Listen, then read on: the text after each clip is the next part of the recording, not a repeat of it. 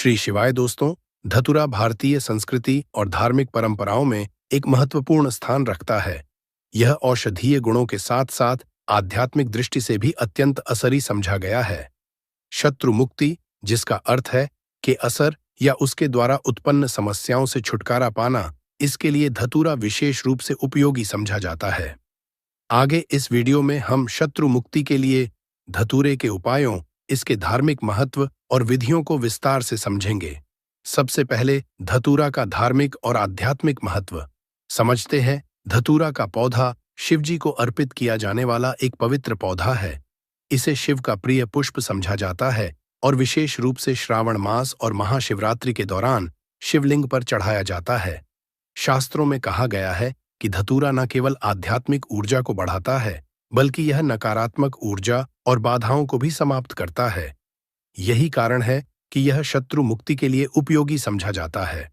धतूरा को तांत्रिक और ज्योतिषी उपायों में भी स्थान दिया गया है। इसका उपयोग विशेष अनुष्ठानों, यंत्रों और तंत्र मंत्र में किया जाता है, ताकि शत्रु द्वारा उत्पन्न किसी भी तरह की नकारात्मकता को समाप्त किया जा सके। शत्रु मुक्ति के लिए, शत्रु को शांत करने के लिए, शत्रु का करने के लिए आज का वीडियो विशेष होने वाला है, तो वीडियो के अंत तक बने रहे भक्तों। 3 कील धतूरे में गाड़ देना। शत्रु का जादू तुरंत खत्म होगा और शत्रु रोएगा, पछताएगा, गिड़गिड़ाएगा। तो 3 कील धतूरे में गाड़कर बहुत ही छोटा सा उपाय आपको करना है और आपके शत्रु और आपके दुश्मनों से आपको हमेशा के लिए छुटकारा मिल जाएगा। ऐसा समझ लीजिए, यह 3 कील और धतूरे वाला उपाय अब आपके जीवन से शत्रुओं को निकालकर बाहर फेंक देगा और आपके शत्रुओं की सारी ताकत हो जाएगी। चाहकर भी आपके शत्रु आपका कुछ बिगाड़ नहीं पाएंगे। आपके दुश्मन और आपके शत्रु चाहे कितने भी ताकतवर क्यों ना हो, आपका बाल भी बांका नहीं कर सकते। अगर आपने 3 कील धतूरे में गाड़कर बहुत ही छोटा सा उपाय कर लिया, तो आज के समय पर बहुत ज्यादा शत्रुओं से लोग परेशान हो चुके हैं। मतलब शत्रु जो है, इनकी संख्या बढ़ रही है। जो व्यक्ति तरक्की कर रहा है, सफलता जिसे मिल रही है, उसके शत्रु भी बढ़ रहे हैं, उसके दुश्मन भी बन रहे हैं। अपना व्यापार कर लिया, शत्रु बन खड़े हो गए। जगह खरीद ली, शत्रु बनकर खड़े हो गए। क्योंकि देखिए, आज का जो समय है, यह ऐसा समय है कि आपकी खुशी में खुश होने वालों की संख्या कम मिलेगी आपको। लेकिन आपकी खुशी में लोग अंदर ही अंदर, बहुत सारे लोग ऐसे होते हैं जो ईर्ष्या की भावना रखते हैं और फिर वही आपके शत्रु बन जाते हैं। अच्छा, कुंडली में 6ठा भाव जब कमजोर हो जाता है, तब आपके सामने से शत्रु बनते हैं। सामने से आप पार वार करते हैं। और जब कुंडली में 12वां भाव कमजोर हो जाता है, तब आपके गुप्त शत्रु आपको परेशान करते हैं। और गुप्त शत्रु जो होते हैं, यह बहुत खतरनाक होते हैं। गुप्त तरीके से, मतलब इस तरीके से किया कराया करवाते हैं कि व्यक्ति को पता भी नहीं लगने देते हैं। कब उसका घर बर्बाद कर देंगे, उसका व्यापार बर्बाद कर देंगे, उसके जीवन को खराब कर देंगे, व्यक्ति को पता ही नहीं चलेगा। ऐसा समझ लीजिए कि जो व्यक्ति बहुत संपन्न होता है, उसे भी आकर निर्धनता घेर लेती है। उसके घर में भी कर्जे की समस्याएं आने लगती हैं। ऐसे को लेकर लोग परेशान होने लगते हैं कि कमी आ रही है, कर्जा सर पर बढ़ रहा है, अच्छा खासा व्यापार खराब हो रहा है। तो देखिए, इसके पीछे आपके गुप्त शत्रु का हाथ हो सकता है। ज्यादातर केसों में ऐसा निकलता है कि घर में जो दुर्घटनाएं होती हैं या घर में जो किया कराया करवाते हैं, उसकी वजह से पूरा घर जो है वह बर्बाद हो जाता है। तो अब आपको बिल्कुल डरने की, घबराने की जरूरत नहीं है, क्योंकि बालाजी महाराज का आशीर्वाद कहीं ना कहीं आप पर है कि यह वीडियो आप तक पहुंची है। अब आपकी समस्या का हल आपको मिलेगा। मात्र 3 कील और धतूरे से ऐसा उपाय आपको बताएंगे कि आपके शत्रुओं की सारी अकड़ निकल जाएगी, उनकी बैंड बज जाएगी। मतलब दुश्मन आपके चाहे कितने भी ताकतवर क्यों ना, वो चाहकर भी आपका कुछ बिगाड़ नहीं पाएंगे। कोशिश कितनी भी कर लें वो कि आपको नुकसान करना है, आपका व्यापार खराब करना है, या कुछ भी आपके साथ गलत करना है, कितना भी सोच लें और कितना भी किया कराया करवा लें, आप ये उपाय करेंगे तो उनका किया कराया उन्हीं के पास वापस चला जाएगा। आपका कभी कुछ नहीं बिगड़ेगा, चाहे वो कितना ही बड़ा किया कराया करवाए। क्योंकि जो हम उपाय लेकर आए हैं ना, कील का कील कैसी होती है? कील चुभन वाली होती है, नुकीली होती है। तो जिस तरह से उसने आपके जीवन को, आपके शत्रु ने आपके जीवन को खराब किया है, या गुप्त शत्रुओं ने खराब किया है, या अधिक शत्रुओं ने खराब किया है, अब उनकी बारी है परेशान होने की। उनकी सारी शक्ति खत्म हो जाएगी, किसी से शत्रुता नहीं कर पाएंगे। ऐसा उपाय आज की वीडियो में लेकर आए हैं, तो वीडियो में आगे बढ़े उपाय की बात करें उससे पहले जो लोग बालाजी महाराज सच्चे भक्त हैं वह सबसे पहले तो वीडियो को लाइक करके चैनल को सब्सक्राइब कर लें, क्योंकि उन्हीं की कृपा से यह वीडियो आप तक पहुंची है। दूसरी चीज की कमेंट सेक्शन में जयकारा जरूर लगा दें, पूरी सच्ची श्रद्धा से जय बालाजी महाराज लिख दें, जिससे बालाजी महाराज जल्दी से जल्दी आपकी मनोकामना को पूरा कर दें और आपके सारे कष्टों को हर लें। तो चलिए अब बात कर लेते हैं उपाय की। तो उपाय किस दिन करना है, किस समय करना है और किस तरह से 3 कील धतूरे में क्या कहकर क्या बोलकर आप कील गाड़ना है। सबसे पहले आपको बता दे, स्त्री हो या पुरुष कोई भी इस उपाय को कर सकता है। किस दिन करना है, किसी भी दिन आप इस उपाय को कर सकते हैं। ठीक है, अब देखिए उपाय को करने के लिए आपको सबसे पहले 3 कील लेनी है। कील कितनी बड़ी लेंगे, इतनी बड़ी लेंगे कि जो धतूरा है उसके आर पार कील हो जाए। थोड़ी लंबी सी कील आपको लेनी है, बहुत छोटी कील नहीं लेनी है। ठीक है, तो कितनी कील लेनी है? 3 कील आपको लेनी है। पुरानी कील इसमें नहीं लेनी है, नई कील लेनी है। ठीक है, आपके पास घर में रखी हुई है नई कील है, जिन्हें आपने उपाय में नहीं लिया है, कभी इस्तेमाल नहीं किया है, वो कील भी आप ले सकते हैं। और अगर आपके घर पर नहीं है तो आप बाजार से लेकर आएं। लेकिन शनिवार के दिन लोहा नहीं खरीदा जाता है, बस शनिवार के दिन इसे नहीं खरीदना है। तो 3 कील आप लेकर आए, साथ ही साथ आपको लेना है एक धतूरा। एकदम बढ़िया सा धतूरा होना चाहिए, ऐसा ना हो कि कटा फटा हो। ठीक है, एकदम बढ़िया सा धतूरा और 3 कील आपको लेनी है। एक लेना आपको छोटा सा काले रंग का कपड़ा। कितना बड़ा कपड़ा लेंगे जिसमें ये धतूरा और कील दोनों चीजें आ जाएं। इतना बड़ा काले रंग का आपको कपड़ा लेना है। कपड़ा गोल भी ले सकते हैं, चौकोर भी ले सकते हैं, कैसे भी कपड़ा ले लीजिए, बस धतूरा उसके अंदर अच्छे से आ जाए, इतना बड़ा कपड़ा आपको लेना है। अब देखिए ये सारी चीजें लेकर आपको अपने घर के ऐसे कमरे में किसी ऐसे स्थान पर बैठना है जहां पर आकर आपको कोई रोके ना, कोई टोके ना, क्योंकि यह उपाय गुप्त तरीके से आपको करना है। क्योंकि जब भी कोई भी उपाय आप गुप्त तरीके से करते हैं या कोई टोटका गुप्त तरीके से करते हैं, वो बहुत जल्दी काम करता है। इसीलिए ऐसे कमरे में बैठे जहां आपके घर का भी कोई व्यक्ति आपको आकर टोके ना, रोके ना। ठीक है, भले ही उसको इस बारे में पता हो, लेकिन उस समय कोई आपको डिस्टर्ब ना करे, ऐसे कमरे में आपको बैठकर इस उपाय को करना है। तो आप चाहे तो दरवाजा बंद करके भी इस उपाय को कर सकते हैं। जमीन पर बैठकर आपको इस उपाय को करना है। अपना फेस सबसे पहले आपको दक्षिण दिशा यानी साउथ डायरेक्शन लेना है। सबसे पहले जो कपड़ा है काला रंग का, उसे आप जमीन पर बिछा लीजिए। फिर उसमें कील आप रख लीजिए। ठीक है, कील एक तरफ रख लीजिए, कपड़ा एक तरफ बिछा लीजिए। अब आपको क्या करना है, जो धतूरा है उसे उलटे हाथ में पकड़ना है और सीधे हाथ से कील उठानी है। इस बातों में विशेष ध्यान देना कि जो धतूरा है उसे उलटे हाथ में पकड़ना है और सीधे हाथ से कील उठानी है। और अपने शत्रु का नाम अगर पता है तो नाम बोलेंगे, अगर नाम नहीं पता है तो गुप्त शत्रु पर आपको बोलना है। शत्रु बोल दीजिए या गुप्त शत्रु बोल दीजिए और कील उस धतूरे में आपको लगा देनी है। ठीक है, जिधर धतूरे में डंडी होती है उधर की तरफ कील आपको लगा देनी है। फिर आपको क्या करना है, दूसरी कील उठानी है, फिर से शत्रु के बारे में बोलना है। मान लीजिए 2 शत्रु हैं, आपको पता है कि आपके 2 ही शत्रु हैं या 3 ही शत्रु हैं, तो उसका नाम आप बोल दीजिए और बिल्कुल धतूरे के बीचों बीच आपको वो कील लगा देनी है। अब मान लीजिए शत्रु का नाम नहीं पता है, तो उसे आप शत्रु या गुप्त शत्रु बोलकर उस कील को धतूरे में अच्छे से गाड़ देंगे।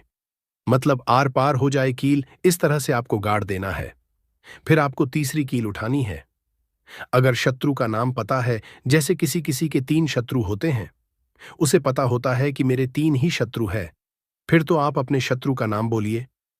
अब मान लीजिए शत्रु का नाम नहीं पता है, फिर आपको क्या करना है, फिर केवल शत्रु या गुप्त शत्रु यहां पर आपको बोलना है और उस कील को अच्छे से उस धतूरे में की तरफ गाड़ देना है। यानी एक धतूरे में 3 कील गाड़ने हैं, एक आगे की तरफ, एक पीछे की तरफ और एक बिल्कुल बीच में आर पार हो जाए।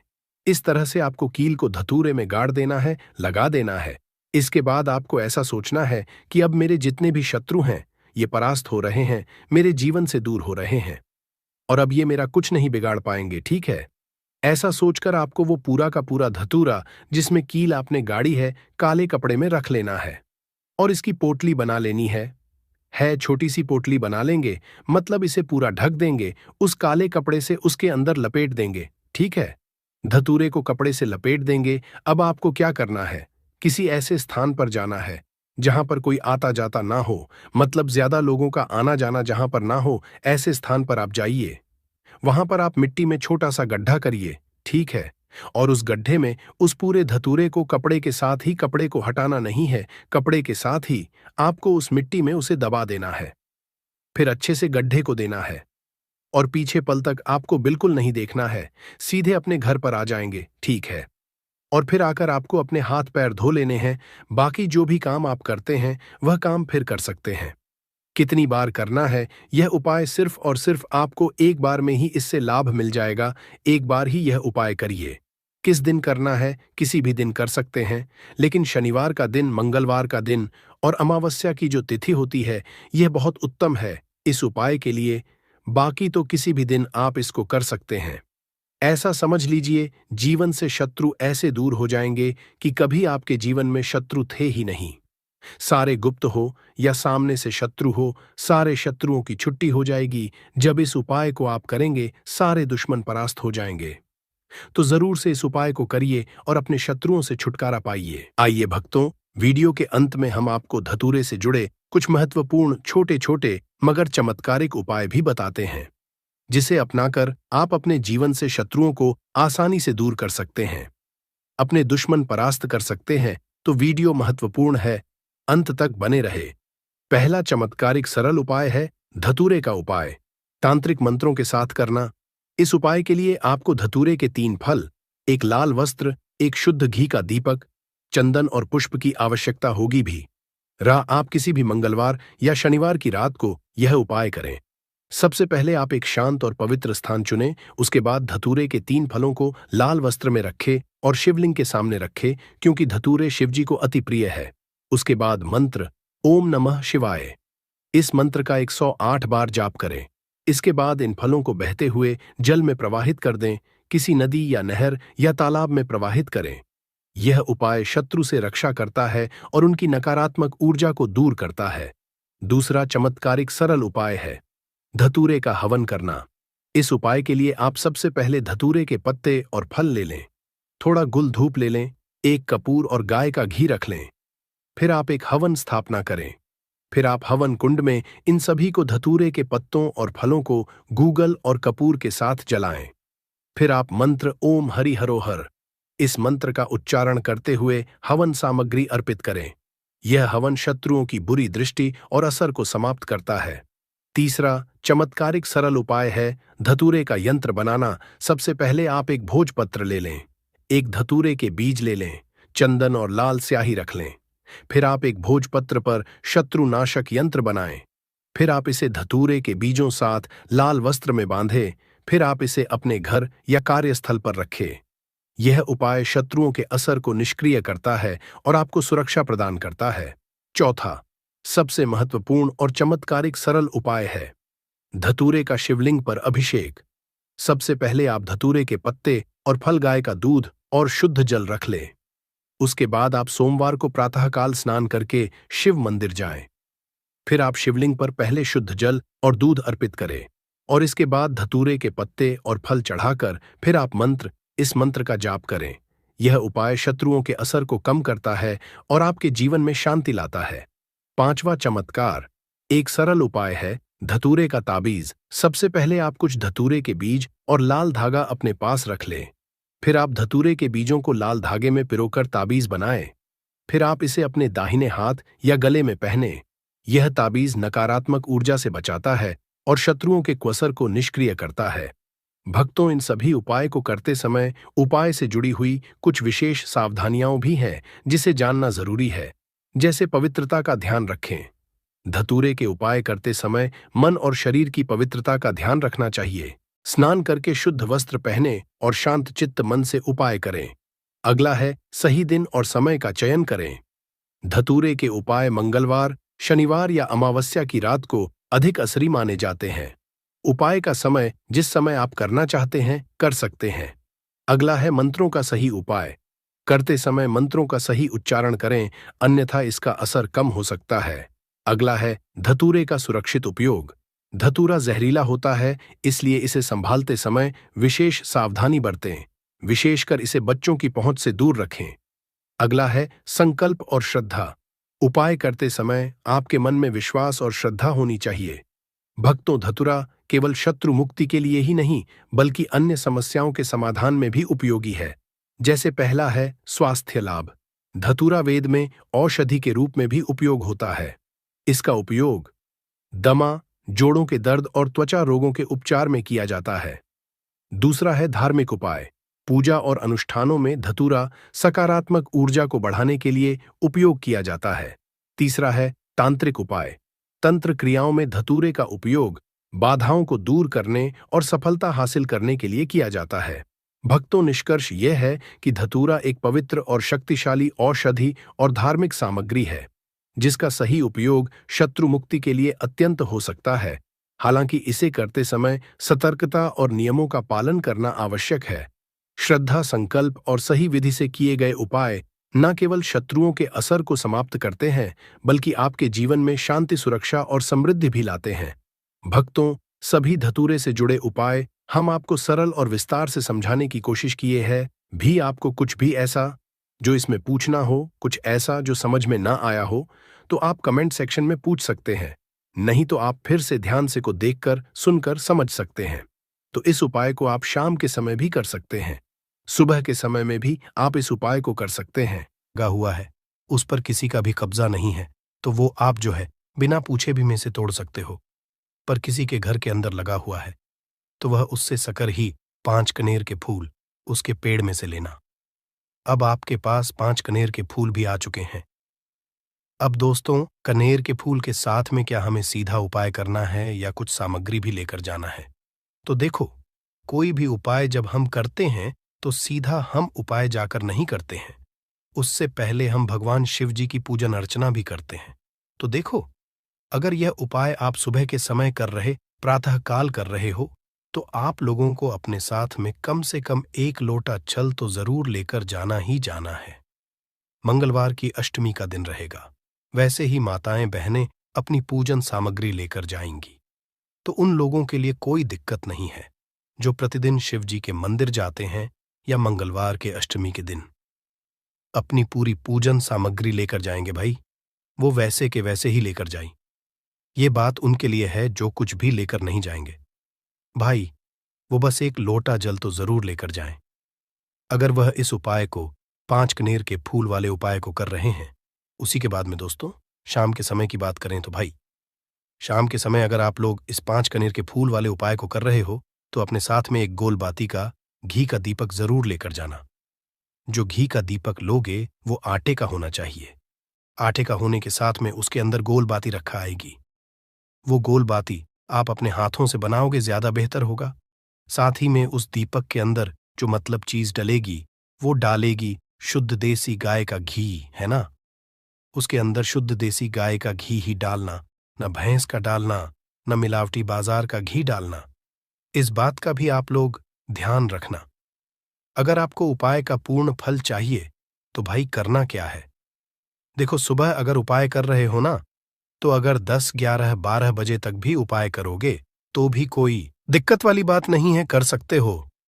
मंगलवार के अष्टमी का दिन बार बार नहीं आता है। आपको पहुंचना है सबसे पहले तो अपने घर के पास में जो शिव मंदिर हो, शिवालय हो, जहां पर शिवलिंग विराजित हो, वहां पर आप लोगों को पहुंच जाना है। अब वहां पर पहुंच करके सीधा हमें जाकर उपाय करने लग जाना है। नहीं, आपको पहले अपना शिव जी के मंदिर के अंदर प्रवेश करना है, भगवान शिव जी के दर्शन करना है।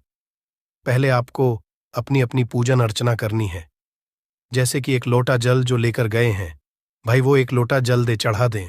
इसके अलावा जो भी पूजन सामग्री है, आपकी फूल, धतूरा, गुलाल, अबीर गुलाल, जो भी चीजें हैं, चंदन वगैरह, उन सारी चीजों से आप पूजन अर्चना कर सकते हो। पर जो उपाय के 5 कनेर के फूल हैं, वो आप अलग ही रखना। वो उपाय के समय ही हमें निकालने हैं। तो पहले आप अपनी पूजन अर्चना कर लेना, जैसे आप मंगलवार के दिन करते हो, मंगलवार के अष्टम के दिन करते हो, वैसे आप अपनी पूजन अर्चना कर लेना, है ना। इसी शाम के समय है।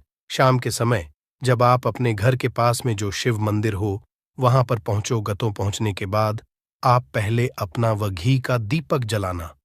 अब घी का दीपक जलाने में भी इस बात का ध्यान रखना, इस घी के दीपक को आपको अपने घर से जलाकर नहीं लेकर जाना है और मंदिर में जाकर भी जलाना है। और मंदिर में जाकर जलाओगे तो उसे अपनी माचिस से ही जलाना है। अपने घर से इस दीपक को जलाने के लिए अपनी माचिस लेकर आना। आपने मंदिर में किसी और की माचिस ले ली इस दीपक को जलाने के लिए। अगर आप शाम के समय इस वाले उपाय को कर रहे हो तो भाई इस उपाय को करने का फल जो है उस मानव को भी मिल जाएगा जिस मानव की आपने माचिस ली होगी। इसलिए आप अपने घर से अपनी ही माचिस लेकर जाएं। उसके बाद में दोस्तों, आप लोगों को एक बात का और ध्यान रखना है कि जब आप उस दीपक को जला दो, जलाने के बाद उस दीपक से आप चाहो तो आरती भी उतार सकते हो, अन्यथा कोई दिक्कत बात नहीं है। आप उस दीपक को भगवान शिव जी के इतने पास मत रखना कि भगवान शिव जी को आंच लगी। थोड़ी दूरी बनाकर ही जो है आप उस दीपक को जो है भगवान शिव जी के शिवलिंग के पास में रखना, क्योंकि अभी हम जो है भगवान शिव जी को प्रसन्न करने वाले हैं। तो इसलिए जो है भगवान शिव जी को आंच न लगे, इतनी दूरी बनाकर आप उस दीपक को रख दीजिएगा। जैसे ही आपकी पूजन अर्चना हो जाती है, आप जल चढ़ा देते हैं। सुबह के समय गए तो जल चढ़ा देते हैं, पूजन अर्चना हो जाती है। फिर उसके बाद में भगवान शिव जी की शिवलिंग के पास में कहीं पर भी बैठ जाइए, सामने बैठ जाइए या आसपास बैठ जाइए। उसी तरीके से शाम के समय है दीपक जैसे ही लग जाए तो भाई आप अपना उपाय को यहां पर कर सकते हैं। और उपाय को करने से पहले आप अपने वह 5 कनेर के फूल निकाल लीजिए, क्योंकि अब हम यहां पर उपाय को करने वाले हैं। उपाय को करने के लिए आप शिवलिंग के सामने भी बैठ सकते हैं, आसपास भी बैठ सकते हैं, कोई दिक्कत वाली बात नहीं है। अब हमारे पास 5 कनेर के फूल हैं, तो सीधी सी बात है कि इन 5 कनेर के फूलों को हमें 5 अलग अलग जगहों पर यहां पर चढ़ाने हैं। अब वो 5 अलग अलग जगह कौन सी हैं वो हम आपको बताते हैं। देखिए, 5 अपने कनेर के फूल आप अपने सामने निकाल कर रख लीजिए। अब 5 कनेर के फूल में से सबसे पहला वाला कनेर का फूल आप लोग उठाइए और पहले वाले कनेर के फूल आपको कहां पर चढ़ाना है वो आपको चढ़ाना है भगवान शिव जी शिवलिंग के ऊपर। जो गणेश जी वाला स्थान होता है वहां पर अब भगवान शिव जी के शिवलिंग के ऊपर गणेश जी वाला स्थान कहां पर होता है? भगवान शिव जी की शिवलिंग होती है, शिवलिंग की जलाधारी होती है। जलाधारी का जो राइट हैंड साइड होगा, मतलब शिवलिंग की तरफ से खड़े होकर देखना कि भगवान शिव जी का सीधा हाथ कौन सा है, राइट हैंड साइड कौन सा है। उस राइट हैंड साइड पर आपको ये पहले नंबर का कनेर का फूल समर्पित करना है। और जो फूल का खिला हुआ होगा ना, वो शिवलिंग की तरफ करके ही आप लोग जो है इस पहले नंबर के फूल को भगवान गणेश जी वाले स्थान पर समर्पित करना, जलाधारी के राइट हैंड साइड पर। अब दोस्तों निकाल लेना अपना दूसरे नंबर का कनेर का फूल है ना। अब दूसरे नंबर के कनेर के फूल को आपको कहां पर समर्पित करना है या आपको समर्पित करना है? भगवान कार्तिक जी वाले स्थान पर। अब गणेश जी वाला स्थान राइट हैंड साइड पर होता है, तो कार्तिकेय वाला स्थान लेफ्ट हैंड साइड पे होता है, जलाधारी के ऊपर है ना? तो जलाधारी के ऊपर जो लेफ्ट हैंड साइड का जो हिस्सा है वहां पर कार्तिकी जी के स्थान है। तो इस दूसरे नंबर के फूल को आप वहां पर समर्पित कर देना और भगवान से प्रार्थना कर लेना। और फूल का खिला हुआ भाग शिवलिंग की तरफ ही होना चाहिए। अब बात आती है तीसरे कनेर के फूल की, तो तीसरे कनेर के फूल को भी आपको लेना है और इस तीसरे फूल को आपको माता अशोक चंद्र जी वाले स्थान पर समर्पित करना है। अब ये माता अशोका चंद्र जी का स्थान कहाँ पर होता है दोस्तों? ये जो स्थान होता है ये जलाधारी के बिल्कुल बीचों बीच में होता है। आपने पहला फूल भगवान गणेश जी वाले स्थान पर चढ़ाया, दूसरा फूल कार्तिकी जी वाले स्थान पर चढ़ाया।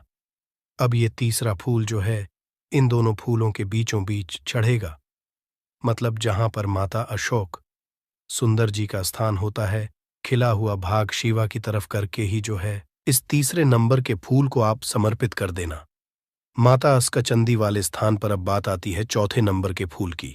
तो दोस्तों, जो चौथे नंबर का फूल होगा ये आप लोगों को कहां पर समर्पित करना है?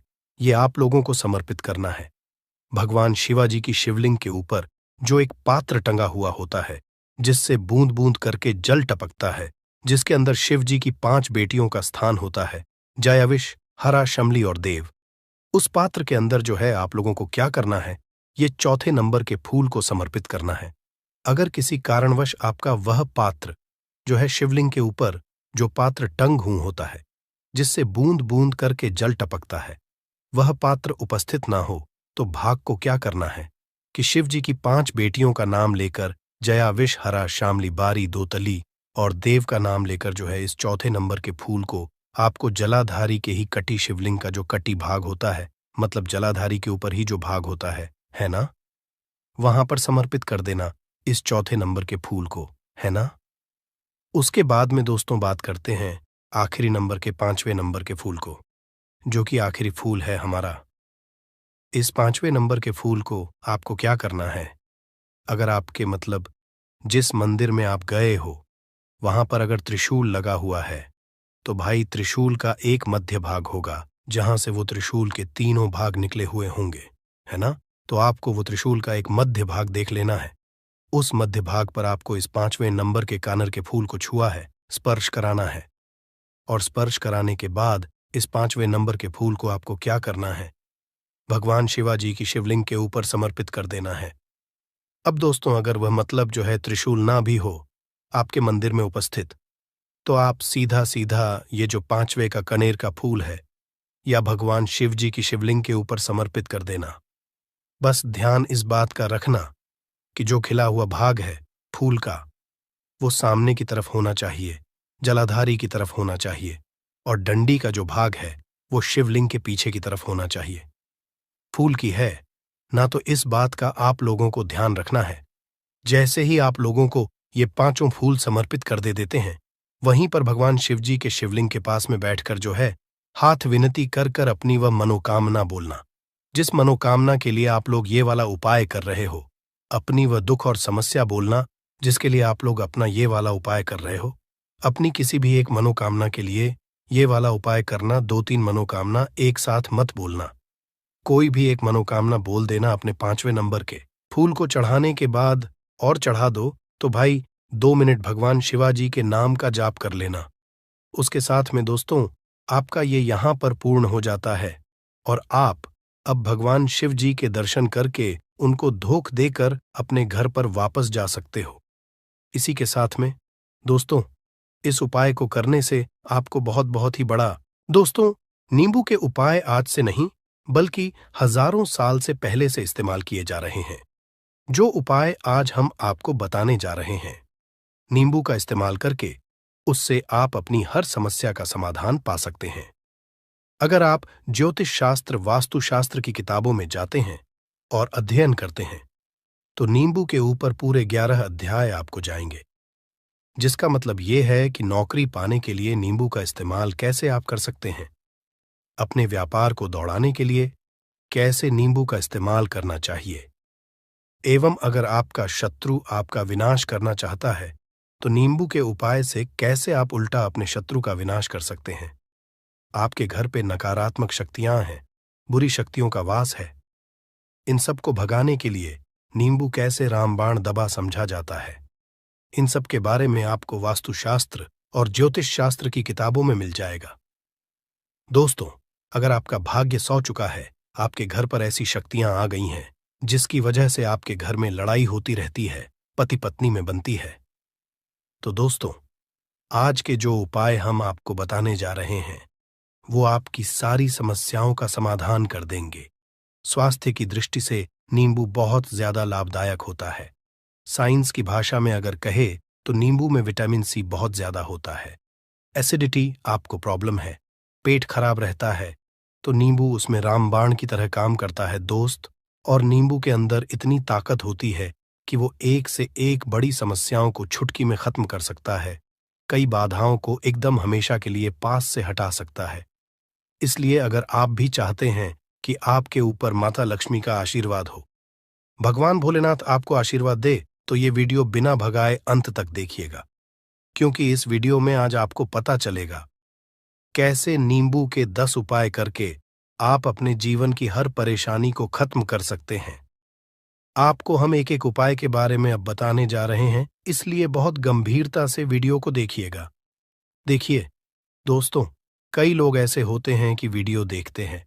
यकीन मानिए, अगर आपने एक पॉइंट भी मिस कर दिया तो आप अपना ही नुकसान करेंगे, क्योंकि अधूरा ज्ञान हमेशा खतरनाक साबित ही हुआ है। इसलिए वीडियो को अंत तक जरूर देखिएगा दोस्तों। सबसे पहले तो आप लोग कमेंट बॉक्स में आकर हर हर महादेव लिख दें, क्योंकि अगर भगवान भोलेनाथ ने किसी को आशीर्वाद दे दिया तो उसका काल भी कुछ नहीं बिगाड़ सकता। और वीडियो लाइक करके तुरंत चैनल को सब्सक्राइब कर दे दोस्तों। हर हर महादेव कमेंट बॉक्स में लिखना मत भूलिएगा। तो सबसे पहले, आखिर कौन से वो 10 उपाय हैं जिसके लिए हमने ये बनाया है, तो बहुत ही ध्यान से सुनिएगा। तो पहला उपाय है बुरी नजर से बचने के लिए। अच्छा, आप लोगों ने अक्सर देखा होगा, ट्रक जब चलता है, गाड़ियां जब चलती है, या छोटी दुकानें होती हैं या फिर बड़ी दुकानें होती हैं, उसमें नींबू और मिर्च टंगा हुआ होता है। इसका मुख्य कारण क्या है, आज हम आपको बता देते हैं। देखिए, कहा जाता है कि जब भी लू चलती है और आप अपनी जेब में प्याज रख लेते हैं, तब आपको लू नहीं लगती है, या जहां पर गर्मी ज्यादा होती है वहां पर रखते हैं, तो प्याज जो होता है वो गर्मी को सुख है। अगर आपका व्यापार अच्छा चल रहा है और कोई व्यक्ति आपकी दुकान पर नजर लगा देता है, आपके बिजनेस पर नजर लगा देता है, तो यकीन मानिए, एक कहावत कही गई है कि नजर से तो हरा पेड़ भी सूख जाता है। इसी तरीके से जो चलता हुआ व्यापार होता है वो तक बंद हो जाता है। अगर किसी व्यक्ति ने आपके ऊपर नजर लगा दी है, तो इसीलिए लोग क्या करते हैं कि अपनी दुकान में नींबू और मिर्ची रखते हैं। इसका जो मुख्य कारण है बताया गया है कि नींबू का खट्टा और मिर्ची का तीखापन जो होता है वो बुरी नजर वाले व्यक्ति की को भंग कर देता है, जिससे वह अधिक समय तक खुद को असरदार नहीं पाता है। यह हिंदू पुराणों में साफ साफ लिखा हुआ है, जिसका मतलब यह है कि अगर आपका व्यापार चल रहा है और आप किसी का भी बुरा नहीं चाहते हैं, और कोई व्यक्ति आपका बुरा चाहते हुए आपके ऊपर लगातार नजर लगवा रहा है, आपके ऊपर तंत्र विद्या करवा रहा है, बुरी आत्मा पीछे लगवा रहा है, और अगर आपने पहले से ही नींबू टांग रखा है, तो यह सारा प्रभाव उल्टा उसके ऊपर पड़ जाएगा और वह बर्बाद हो जाएगा। इसलिए अगर आप कोई भी करते हैं तो नींबू और मिर्ची को टांग करके रखिएगा दोस्त। दूसरा इसका जो उपाय होता है वो वास्तु दोष को मिटाने के लिए होता है। वास्तु ज्ञान में अगर आप अध्ययन करते हैं तो उसमें एक चैप्टर है, पूरे नींबू के ऊपर लिखा हुआ है, मतलब एक अध्याय पूरा चैप्टर लिखा हुआ है। वास्तु ज्ञान की अगर आप किताब लेकर है, उसमें अध्याय नंबर 21 पे जाइए। वहां पर नींबू के बारे में